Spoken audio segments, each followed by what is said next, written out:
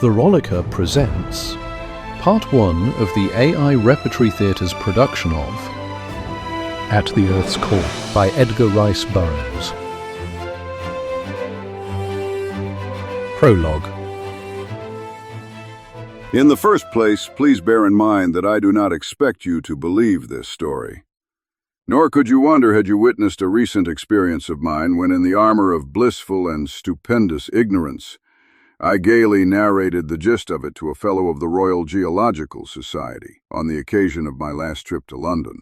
You would surely have thought that I had been detected in no less a heinous crime than the purloining of the crown jewels from the Tower, or putting poison in the coffee of His Majesty the King. The erudite gentleman in whom I confided congealed before I was half through. It is all that saved him from exploding, and my dreams of an honorary fellowship, gold medals, and a niche in the Hall of Fame faded into the thin, cold air of his Arctic atmosphere. But I believe the story, and so would you, and so would the learned fellow of the Royal Geological Society, had you and he heard it from the lips of the man who told it to me. Had you seen, as I did, the fire of truth in those gray eyes, had you felt the ring of sincerity in that quiet voice, had you realized the pathos of it all, you too would believe. You would not have needed the final ocular proof that I had, the weird Rhamphorhynchus-like creature which he had brought back with him from the inner world. I came upon him quite suddenly, and no less unexpectedly, upon the rim of the Great Sahara Desert. He was standing before a goatskin tent amidst a clump of date palms within a tiny oasis. Close by was an Arab douar of some 8 or 10 tents. I had come down from the north to hunt lion. My party consisted of a dozen children of the desert. I was the only white man. As we approached the little clump of verdure, I saw the man come from his tent and with hand-shaded eyes peer intently at us. At sight of me, he advanced rapidly to meet us. "A white man," he cried. "May the good Lord be praised. I have been watching you for hours, hoping against hope that this time there would be a white man. Tell me the date. What year is it?" And when I had told him, he staggered as though he had been struck full in the face, so that he was compelled to grasp my stirrup leather for support. "It cannot be," he cried after a moment. "It cannot be. Tell me that you are mistaken, or that you are but joking." "I am telling you the truth, my friend," I replied. "Why should I deceive a stranger, or attempt to, in so simple a matter as the date?" For some time he stood in silence with bowed head. 10 years, he murmured at last. 10 years, and I thought that at the most it could be scarce more than one. That night he told me his story. The story that I give you here is nearly in his own words as I can recall them.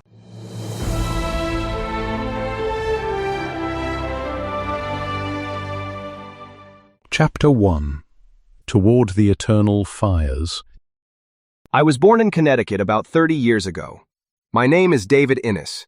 My father was a wealthy mine owner. When I was 19, he died. All his property was to be mine when I had attained my majority, provided that I had devoted the 2 years intervening in close application to the great business I was to inherit. I did my best to fulfill the last wishes of my parent, not because of the inheritance, but because I loved and honored my father. For 6 months I toiled in the mines and in the counting rooms, for I wished to know every minute detail of the business. Then Perry interested me in his invention. He was an old fellow who had devoted the better part of a long life to the perfection of a mechanical subterranean prospector. As relaxation, he studied paleontology. I looked over his plans, listened to his arguments, inspected his working model, and then, convinced, I advanced the funds necessary to construct a full-sized, practical prospector. I shall not go into the details of its construction. It lies out there in the desert now, about 2 miles from here. Tomorrow you may care to ride out and see it. Roughly, it is a steel cylinder 100 feet long and jointed so that it may turn and twist through solid rock if need be. At one end is a mighty revolving drill operated by an engine which Perry said generated more power to the cubic inch than any other engine did to the cubic foot. I remember that he used to claim that that invention alone would make us fabulously wealthy. We were going to make the whole thing public after the successful issue of our first secret trial, but Perry never returned from that trial trip, and I only after 10 years. I recall as it were but yesterday the night of that momentous occasion upon which we were to test the practicality of that wondrous invention. It was near midnight when we repaired to the lofty tower in which Perry had constructed his iron mole, as he was wont to call the thing. The great nose rested upon the bare earth of the floor. We passed through the doors into the outer jacket, secured them, and then, passing on into the cabin, which contained the controlling mechanism within the inner tube, switched on the electric lights.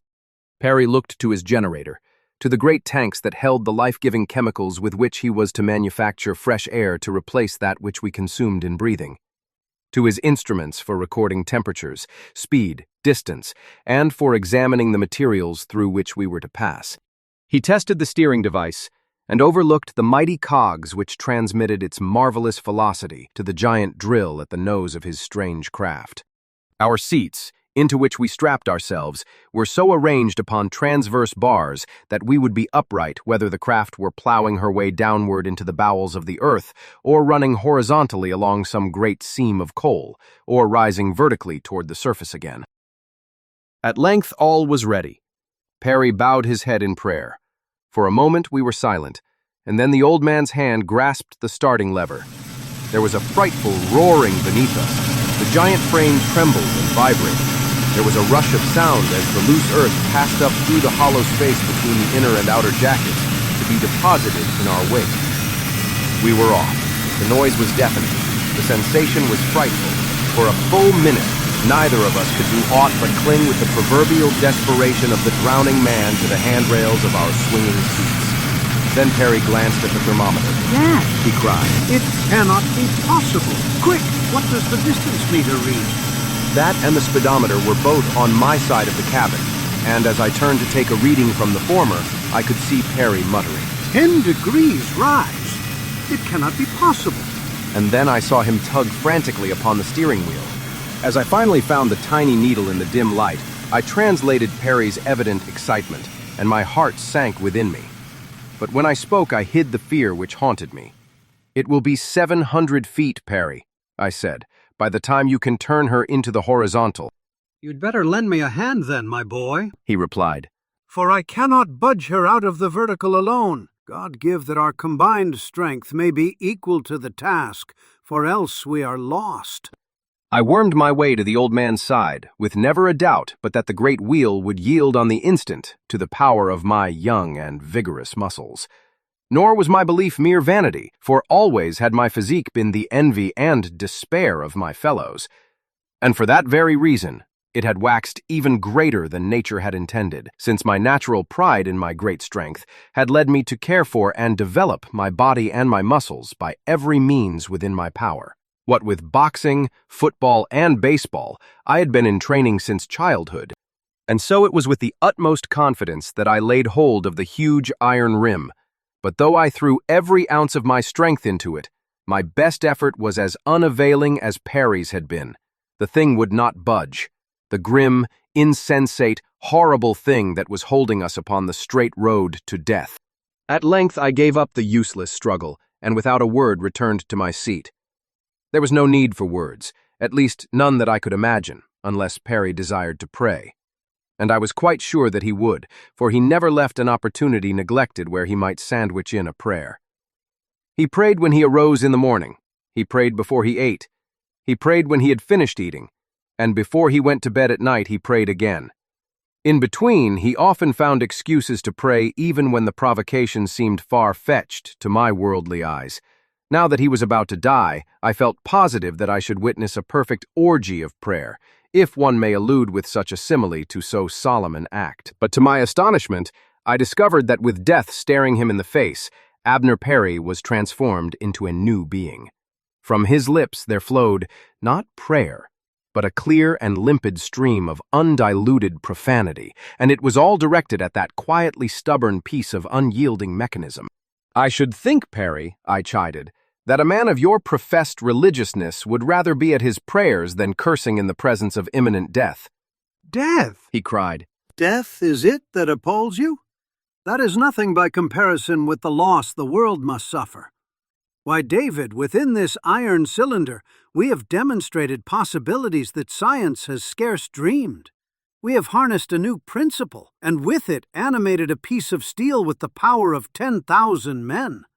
That 2 lives will be snuffed out is nothing to the world calamity that entombs in the bowels of the earth the discoveries that I have made, and proved in the successful construction of the thing that is now carrying us farther and farther toward the eternal central fires.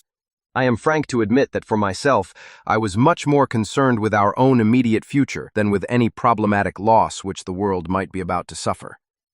The world was at least ignorant of its bereavement, while to me it was a real and terrible actuality. "What can we do?" I asked, hiding my perturbation beneath the mask of a low and level voice. We may stop here and die of asphyxiation when our atmosphere tanks are empty, replied Perry. Or we may continue on with the slight hope that we may later sufficiently deflect the prospector from the vertical to carry us along the arc of a great circle, which must eventually return us to the surface. If we succeed in so doing before we reach the higher internal temperature, we may even yet survive. There would seem to me to be about 1 chance in several million that we shall succeed. Otherwise, we shall die more quickly, but no more surely than as though we sat supinely waiting for the torture of a slow and horrible death. I glanced at the thermometer. It registered 110 degrees. While we were talking, the mighty iron mole had bored its way over a mile into the rock of the Earth's crust. "Let us continue on, then," I replied. "It should soon be over at this rate." "You never intimated that the speed of this thing would be so high, Perry. Didn't you know it?" "No," he answered. "I could not figure the speed exactly, for I had no instrument for measuring the mighty power of my generator. I reasoned, however, that we should make about 500 yards an hour. "And we are making 7 miles an hour, I concluded for him, as I sat with my eyes upon the distance meter. "How thick is the Earth's crust, Perry?" I asked.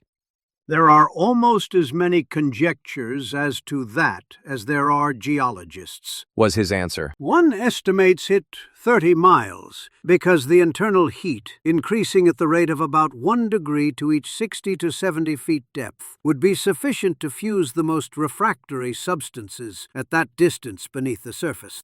Another finds that the phenomena of precession and nutation require that the Earth, if not entirely solid, must at least have a shell not less than 800 to 1,000 miles in thickness.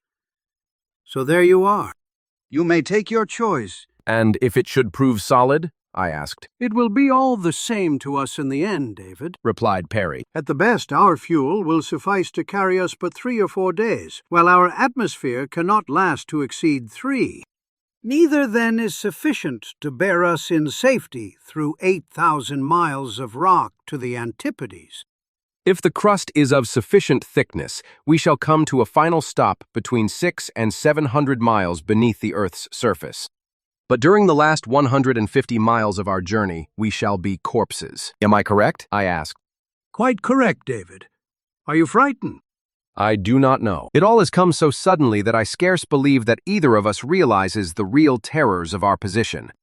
I feel that I should be reduced to panic, but yet I am not. I imagine that the shock has been so great as to partially stun our sensibilities." Again, I turned to the thermometer. The mercury was rising with less rapidity. It was now but 140 degrees, although we had penetrated to a depth of nearly 4 miles. I told Perry, and he smiled. "We have shattered one theory at least," was his only comment, and then he returned to his self-assumed occupation of fluently cursing the steering wheel. I once heard a pirate swear, but his best efforts would have seemed like those of a tyro alongside of Perry's masterful and scientific imprecations. Once more I tried my hand at the wheel, but I might as well have essayed to swing the Earth itself. At my suggestion, Perry stopped the generator, and as we came to rest, I again threw all my strength into a supreme effort to move the thing even a hair's breadth. But the results were as barren as when we had been traveling at top speed. I shook my head sadly and motioned to the starting lever. Perry pulled it toward him, and once again we were plunging downward toward eternity at the rate of 7 miles an hour. I sat with my eyes glued to the thermometer and the distance meter. The mercury was rising very slowly now, though even at 145 degrees, it was almost unbearable within the narrow confines of our metal prison.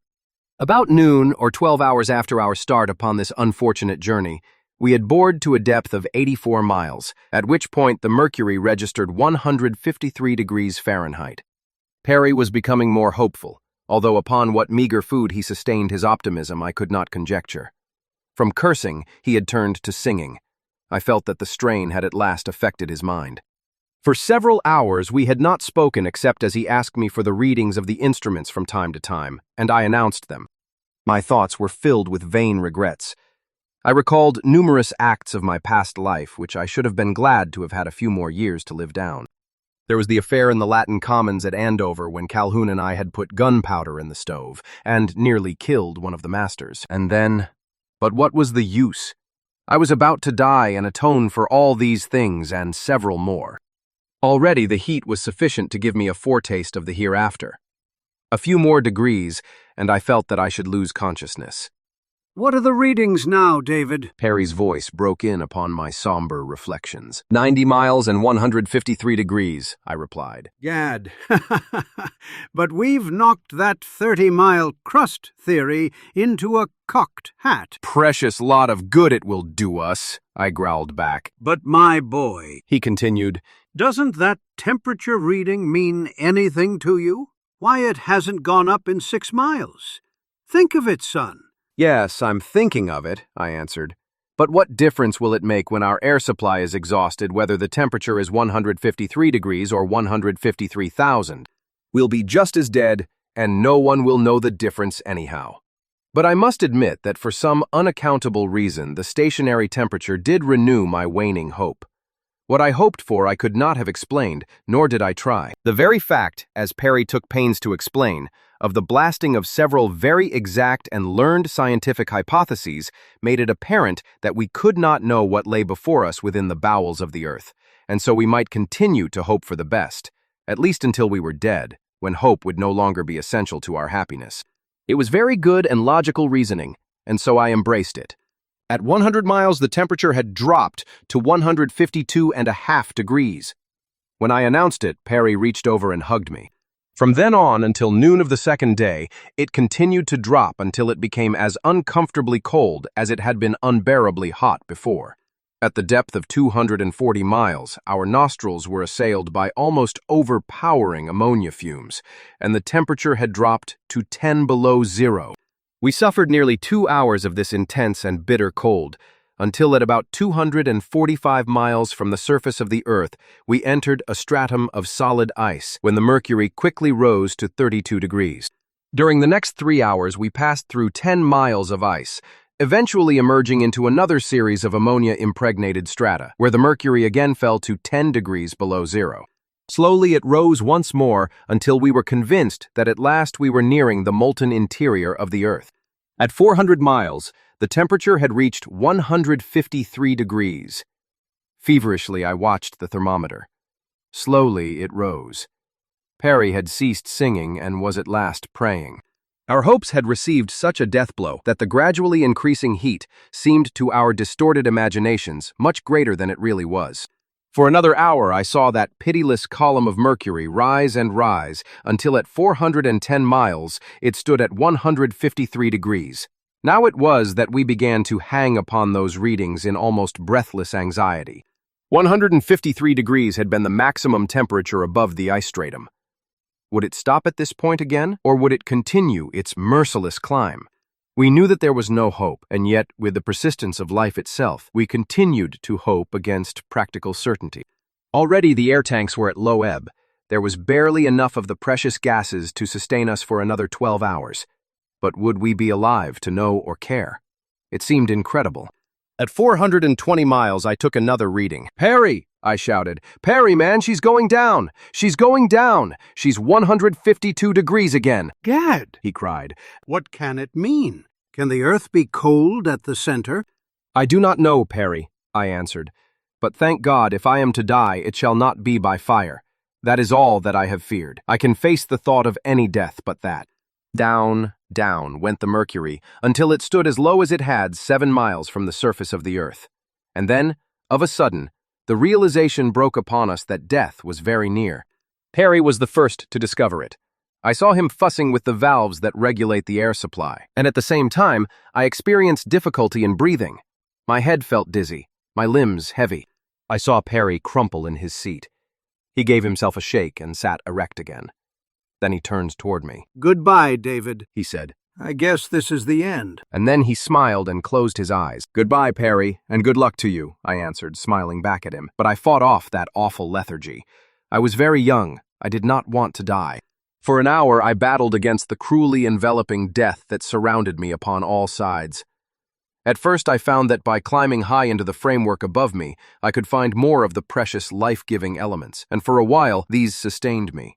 It must have been an hour after Perry had succumbed that I at last came to the realization that I could no longer carry on this unequal struggle against the inevitable. With my last flickering ray of consciousness, I turned mechanically toward the distance meter. It stood at exactly 500 miles from the Earth's surface, and then, of a sudden, the huge thing that bore us came to a stop. The rattle of hurtling rock through the hollow jacket ceased. The wild racing of the giant drill betokened that it was running loose in air. And then another truth flashed upon me. The point of the prospector was above us. Slowly it dawned on me that since passing through the ice strata, it had been above. We had turned in the ice and sped upward toward the Earth's crust. Thank God! We were safe. I put my nose to the intake pipe through which samples were to have been taken during the passage of the prospector through the Earth, and my fondest hopes were realized.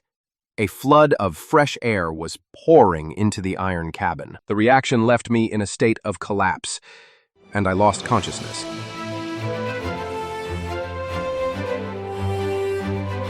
Chapter 2. A Strange World. I was unconscious little more than an instant, for as I lunged forward from the crossbeam to which I had been clinging and fell with a crash to the floor of the cabin, the shock brought me to myself. My first concern was with Perry.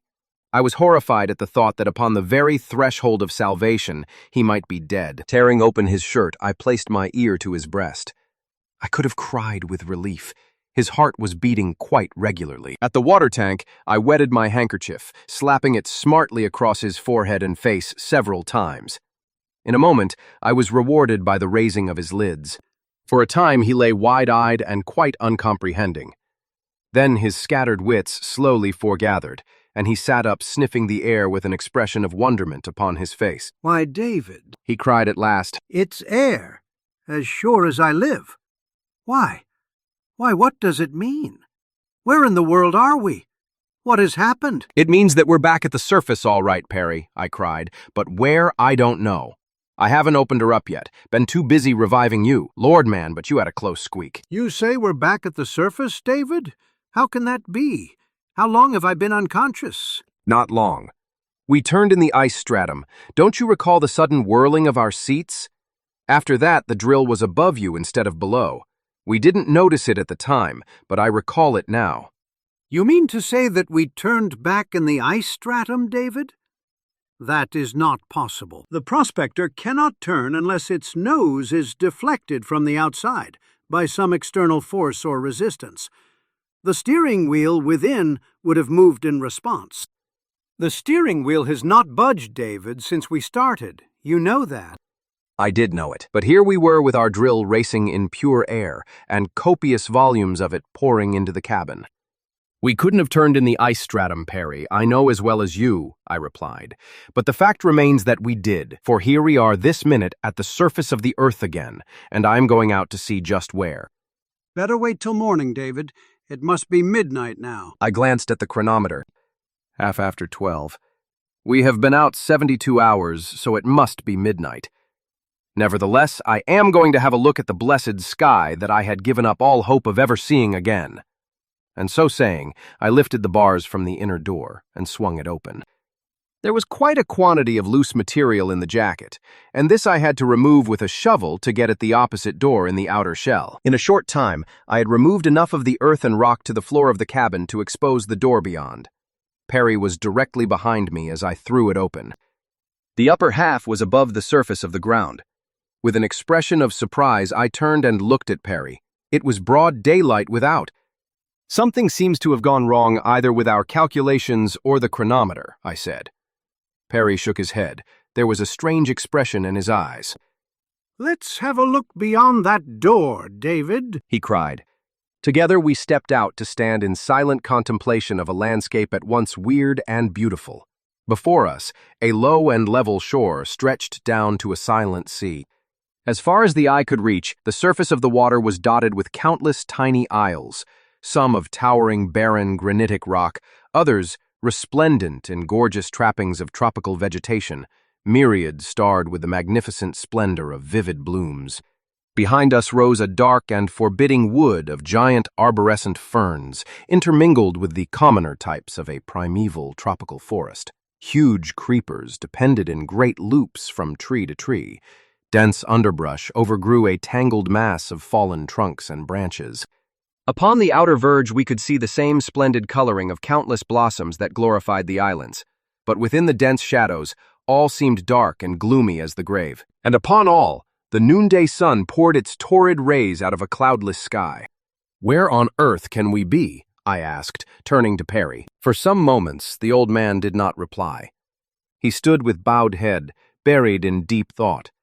But at last he spoke. "David," he said, "I am not so sure that we are on Earth." "What do you mean, Perry?" I cried. "Do you think that we are dead and this is heaven?" He smiled, and turning, pointing to the nose of the prospector protruding from the ground at our backs. "But for that, David, I might believe that we were indeed come to the country beyond the sticks. The prospector renders that theory untenable. It certainly could never have gone to heaven. However, I am willing to concede that we actually may be in another world from that which we have always known. If we are not on Earth, there is every reason to believe that we may be in it." "We may have quartered through the Earth's crust and come out upon some tropical island of the West Indies," I suggested. Again, Perry shook his head. "Let us wait and see, David," he replied. "And in the meantime, suppose we do a bit of exploring up and down the coast. We may find a native who can enlighten us." As we walked along the beach, Perry gazed long and earnestly across the water. Evidently, he was wrestling with a mighty problem. "David," he said abruptly, "do you perceive anything unusual about the horizon?" As I looked, I began to appreciate the reason for the strangeness of the landscape that had haunted me from the first with an elusive suggestion of the bizarre and unnatural. There was no horizon. As far as the eye could reach out, the sea continued, and upon its bosom floated tiny islands.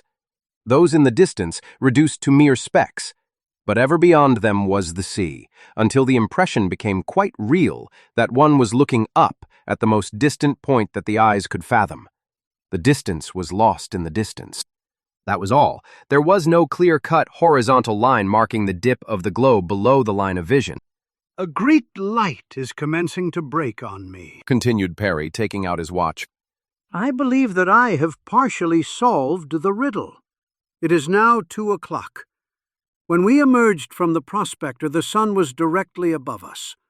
Where is it now?" I glanced up to find the great orb still motionless in the center of the heaven. And such a sun! I had scarcely noticed it before. Fully thrice the size of the sun I had known throughout my life, and apparently so near that the sight of it carried the conviction that one might almost reach up and touch it. "My God, Perry, where are we?" I exclaimed. "This thing is beginning to get on my nerves." "I think that I may state quite positively, David," he commenced, "that we are—" but he got no further. From behind us in the vicinity of the prospector there came the most thunderous, awe-inspiring roar that ever had fallen upon my ears. With one accord, we turned to discover the author of that fearsome noise. Had I still retained the suspicion that we were on Earth, the sight that met my eyes would quite entirely have banished it. Emerging from the forest was a colossal beast which closely resembled a bear. It was fully as large as the largest elephant, and with great forepaws armed with huge claws. Its nose, or snout, depended nearly a foot below its lower jaw, much after the manner of a rudimentary trunk. The giant body was covered by a coat of thick, shaggy hair. Roaring horribly, it came toward us at a ponderous, shuffling trot. I turned to Perry to suggest that it might be wise to seek other surroundings. The idea had evidently occurred to Perry previously, for he was already 100 paces away, and with each second his prodigious bounds increased the distance. I had never guessed what latent speed possibilities the old gentleman possessed. I saw that he was headed toward a little point of the forest which ran out toward the sea not far from where we had been standing, and as the mighty creature, the sight of which had galvanized him into such remarkable action, was forging steadily toward me, I set off after Perry, though at a somewhat more decorous pace. It was evident that the massive beast pursuing us was not built for speed, so all that I considered necessary was to gain the trees sufficiently ahead of it to enable me to climb to the safety of some great branch before it came up. Notwithstanding our danger, I could not help but laugh at Perry's frantic capers as he essayed to gain the safety of the lower branches of the trees he now had reached. The stems were bare for a distance of some 15 feet, at least on those trees which Perry attempted to ascend. For the suggestion of safety carried by the larger of the forest giants had evidently attracted him to them. A dozen times he scrambled up the trunks like a huge cat, only to fall back to the ground once more, and with each failure he cast a horrified glance over his shoulder at the oncoming brute, simultaneously emitting terror-stricken shrieks that awoke the echoes of the grim forest. At length, he spied a dangling creeper about the bigness of one's wrist, and when I reached the trees, he was racing madly up it, hand over hand. He had almost reached the lowest branch of the tree from which the creeper depended when the thing parted beneath his weight, and he fell sprawling at my feet. The misfortune now was no longer amusing, for the beast was already too close to us for comfort. Seizing Perry by the shoulder, I dragged him to his feet, and rushing to a smaller tree, one that he could easily encircle with his arms and legs, I boosted him as far up as I could, and then left him to his fate, for a glance over my shoulder revealed the awful beast almost upon me. It was the great size of the thing alone that saved me.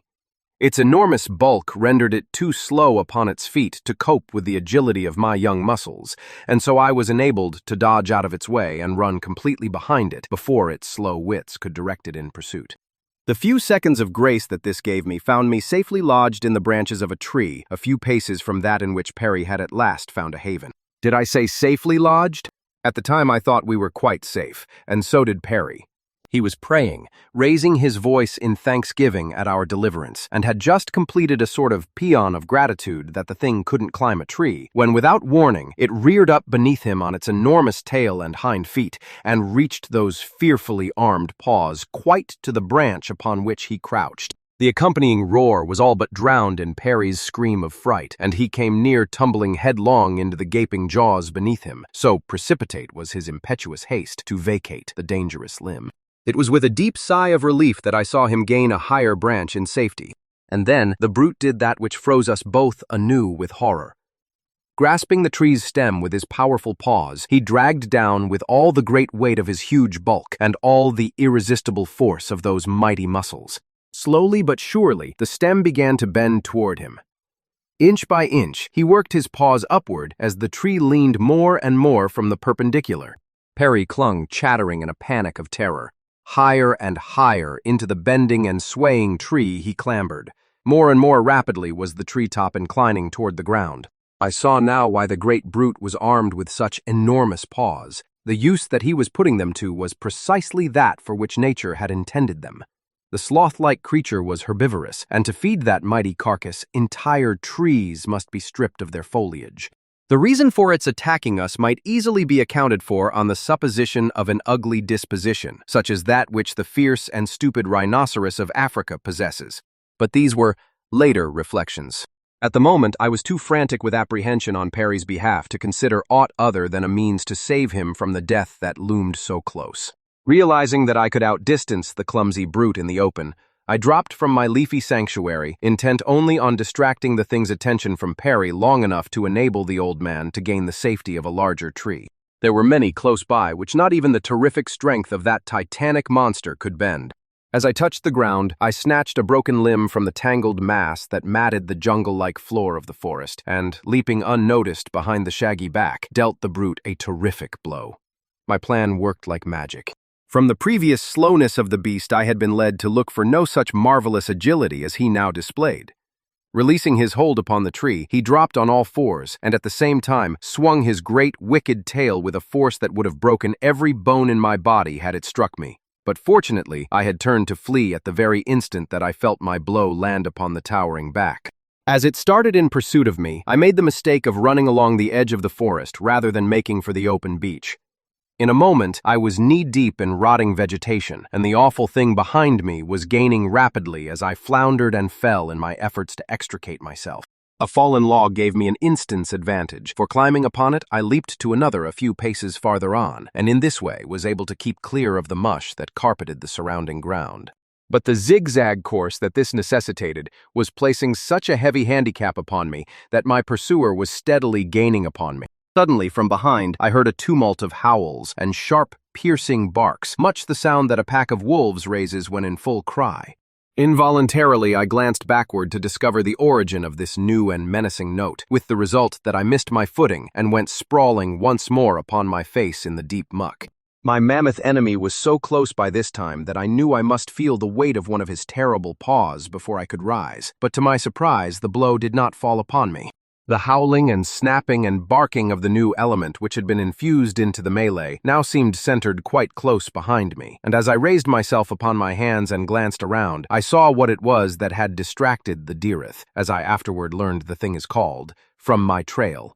It was surrounded by a pack of some 100 wolf-like creatures, wild dogs they seemed, that rushed growling and snapping in upon it from all sides, so that they sank their white fangs into the slow brute and were away again before it could reach them with its huge paws or sweeping tail. But these were not all that my startled eyes perceived. Chattering and gibbering through the lower branches of the trees came a company of man-like creatures, evidently urging on the dog pack. They were to all appearances strikingly similar in aspect to the Negro of Africa. Their skins were very black, and their features much like those of the more pronounced Negroid type, except that the head receded more rapidly above the eyes, leaving little or no forehead. Their arms were rather longer, and their legs shorter in proportion to the torso than in man. And later I noticed that their great toes protruded at right angles from their feet, because of their arboreal habits, I presume. Behind them trailed long, slender tails, which they used in climbing quite as much as they did either their hands or feet. I had stumbled to my feet the moment that I discovered that the wolf dogs were holding the deereth at bay. At sight of me, several of the savage creatures left off worrying the great brute to come slinking with bared fangs toward me, and as I turned to run toward the trees again to seek safety among the lower branches, I saw a number of the man-apes leaping and chattering in the foliage of the nearest tree. Between them and the beasts behind me there was little choice, but at least there was a doubt as to the reception these grotesque parodies on humanity would accord me, while there was none as to the fate which awaited me beneath the grinning fangs of my fierce pursuers. And so I raced on toward the trees, intending to pass beneath that which held the man-things and take refuge in another farther on. But the wolf dogs were very close behind me, so close that I had despaired of escaping them, when one of the creatures in the tree above swung down head foremost, his tail looped about a great limb, and grasping me beneath my armpits, swung me in safety up among his fellows. There they fell to examining me with the utmost excitement and curiosity. They picked at my clothing, my hair, and my flesh. They turned me about to see if I had a tail, and when they discovered that I was not so equipped, they fell into roars of laughter. Their teeth were very large and white and even, except for the upper canines, which were a trifle longer than the others, protruding just a bit when the mouth was closed. When they had examined me for a few moments, one of them discovered that my clothing was not a part of me, with the result that garment by garment, they tore it from me amidst peals of the wildest laughter. Ape-like, they essayed to don the apparel themselves, but their ingenuity was not sufficient to the task, and so they gave it up. In the meantime, I had been straining my eyes to catch a glimpse of Perry, but nowhere about could I see him, although the clump of trees in which he had first taken refuge was in full view. I was much exercised by fear that something had befallen him, and though I called his name aloud several times, there was no response. Tired at last of playing with my clothing, the creatures threw it to the ground, and catching me, one on either side by an arm, started off at a most terrifying pace through the treetops. Never have I experienced such a journey before or since. Even now I oftentimes awake from a deep sleep, haunted by the horrid remembrance of that awful experience. From tree to tree, the agile creatures sprang like flying squirrels, while the cold sweat stood upon my brow as I glimpsed the depths beneath, into which a single misstep on the part of either of my bearers would hurl me. As they bore me along, my mind was occupied with 1,000 bewildering thoughts. What had become of Perry? Would I ever see him again? What were the intentions of these half-human things into whose hands I had fallen? Were they inhabitants of the same world into which I had been born? No, it could not be. But yet where else? I had not left that earth. Of that I was sure. Still, neither could I reconcile the things which I had seen to a belief that I was still in the world of my birth. With a sigh, I gave it up.